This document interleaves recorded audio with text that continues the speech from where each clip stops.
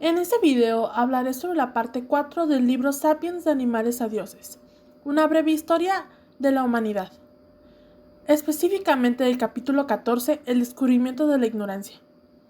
Este es un libro escrito por Yuval Noah Harari, que toma como una de sus fuentes de inspiración al libro de Jared Diamond, Armas, Gérmenes y Acero, en el cual, en la parte 4, nos demuestra su planteamiento de cómo se dio inicio a la revolución científica.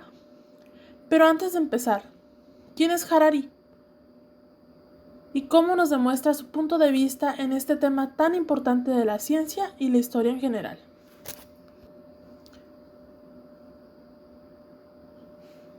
Yuval Noah Harari es un historiador, filósofo, escritor y profesor de historia en la Universidad Hebrea de Jerusalén, de 45 años, nacido en Israel, y es considerado uno de los pensadores más destacados del siglo XXI, y sus opiniones han influido incluso a líderes mundiales importantes. Entre los libros que ha escrito se abarcan desde los temas más globales, como ¿por qué los humanos dominamos el mundo?, hasta los más específicos, como el impacto de algoritmos computacionales en nuestro futuro. En la parte 4 de este libro se trata el tema de la revolución científica. Pero ¿cómo nos podemos dar a entender este tema? La revolución científica es un término utilizado para describir el surgimiento de la ciencia moderna durante el comienzo de la Edad Moderna, asociados con los siglos XVI y XVII, en los que nuevas ideas y conocimientos como matemáticas, física, astronomía, biología y química transforman las visiones antiguas sobre la realidad y sentaron las bases a la ciencia moderna.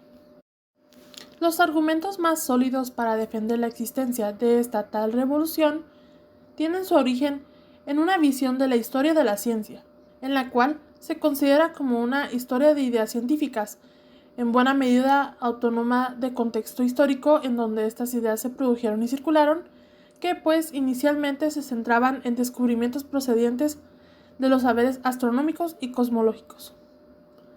Ahora que damos entendido este tema, podemos pasar a cómo Harari nos expone este término desde su teorema, considerando que nos enfocaremos en el hecho de que la revolución científica, más que una revolución de conocimiento, es una de ignorancia. ¿Y qué significa esto? Pues lo veremos en el capítulo 14, el descubrimiento de la ignorancia, donde Harari nos pone un ejemplo de un campesino español que se quedó dormido el año 1000 después de Cristo y despertó 500 años después debido al estrépito producido por los marinos de Colón cuando subían a bordo de la Niña, la Pinta y la Santa María. El mundo en el que despertó le pareció bastante familiar, a pesar de todos los cambios, ya sean tecnológicos, costumbres y fronteras políticas. El campesino se levantó sin un solo pensar. Pero ¿qué hubiera pasado si el tal campesino, o incluso un marinero de Colón, se levantaran en este siglo? Claramente se habrían sentido en un mundo extraño, totalmente fuera de su comprensión. ¿Y por qué sería esto? La razón es que los últimos 500 años han sido testigos de un crecimiento exponencial del poder humano. Entre la cantidad de seres humanos, Homo sapiens, que habitan el planeta, el valor total de bienes y servicios e incluso el valor de producción humana tuvieron un significante aumento. En la historia hay dos hechos históricos que se consideran como revoluciones científicas.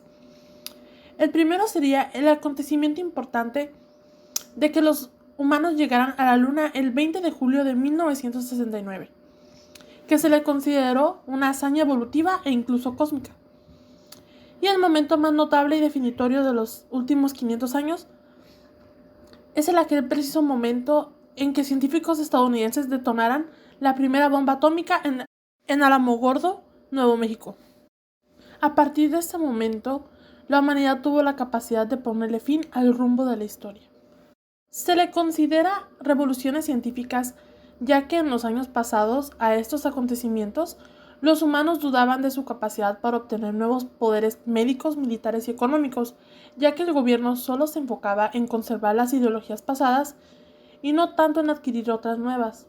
Eran tiempos en los cuales se les daba dinero a los sacerdotes, filósofos y poetas con la sola esperanza de darle buena imagen a su gobierno sin importarle el descubrimiento de nuevos poderes.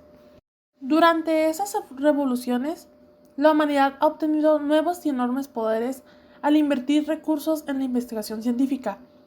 ¿Y cómo se llevó a cabo esto? Fue gracias al bucle de retroalimentación de la revolución científica, que considera que la ciencia necesita algo más que simplemente la investigación para producir progreso. Se debe tener un refuerzo mutuo entre la ciencia, la política y la economía. Las instituciones políticas y económicas aportan los recursos y la investigación científica proporciona nuevos poderes que son usados para nuevos recursos. La ciencia moderna difiere de todas las tradiciones previas de conocimiento con solamente 3 puntos fundamentales.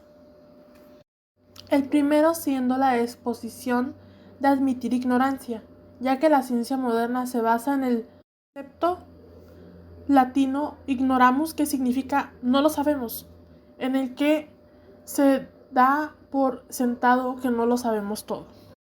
El segundo es la centralidad de la observación y de las matemáticas. La ciencia moderna empezó a reunir observaciones y emplear matemáticas para conectar dichas observaciones en teorías generales. Y por último, el tercero, la adquisición de nuevos poderes.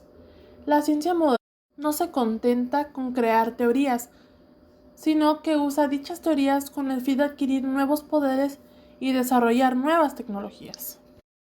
Es de esta forma en la que Harari nos expone que la revolución científica no ha sido una revolución de conocimiento, sino, sobre todo, fue una revolución de ignorancia. ¿Y por qué es así? Bueno, para Harari, el gran descubrimiento que puso en pie la revolución científica fue el hecho de que los humanos descubrieran que no saben todas las respuestas a sus preguntas más importantes. Las antiguas tradiciones del conocimiento afirmaban que todo lo que era importante saber acerca del mundo ya era conocido por los grandes dioses, o el único Dios todopoderoso, o los sabios del pasado, y eran revelados en escritos o tradiciones orales. Y esas tradiciones de conocimiento solo permiten 2 tipos de ignorancia. La primera era que el individuo podía ignorar algo importante, porque si alguien quisiera saber algo, todo lo que tenía que hacer era preguntar a alguien más sabio. Y el segundo, que toda una tradición podría ser ignorante de cosas sin importancia, considerando que todos los grandes dioses o los sabios del pasado no se preocuparon de decirles, significaría que es porque carecía de importancia. Pero esto no impedía que en cualquier época hubiera personas que argumentaban que había cosas importantes que toda su tradición ignoraba. Pero dichas personas solían ser marginados o perseguidos, o pues incluso fundaban una nueva tradición y empezaron a afirmar que ellos lo sabían todo. La ciencia moderna es considerada como la única tradición de conocimiento, porque ésta admite abiertamente la ignorancia colectiva en relación con las cuestiones más importantes. En la ciencia moderna, las teorías concretas son respaldadas de manera tan consistente por las pruebas de que dispone, ya que todas las alternativas han sido descartadas. Estas teorías se aceptan como ciertas, pero todo el mundo está de acuerdo en que si aparecieran nuevas pruebas que contradijeran la teoría, esta tendría que revisarse o desestimarse.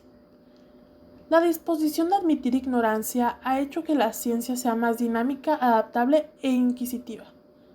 Esto ha expandido nuestra capacidad de inventar nuevas tecnologías, pero debemos tomar en cuenta un nuevo problema. Es que nuestra hipótesis actual de ignoramus se extiende a los mitos compartidos que permiten que millones de extraños cooperen de manera efectiva, y esto causa que los intentos de estabilizar el orden sociopolítico se tengan que basar en uno de estos métodos no científicos. El primero, tomar una teoría científica y, en oposición a las prácticas comunes, declarar que se trata de una verdad absoluta y final. Y segundo, dejar fuera la ciencia y vivir según la verdad absoluta no científica. Así es como Harari explica y expone su visión sobre la ciencia moderna y tradicional. Se puede denotar que hubo un exponencial cambio entre estos dos y podemos agradecer a la revolución científica por estos avances científicos.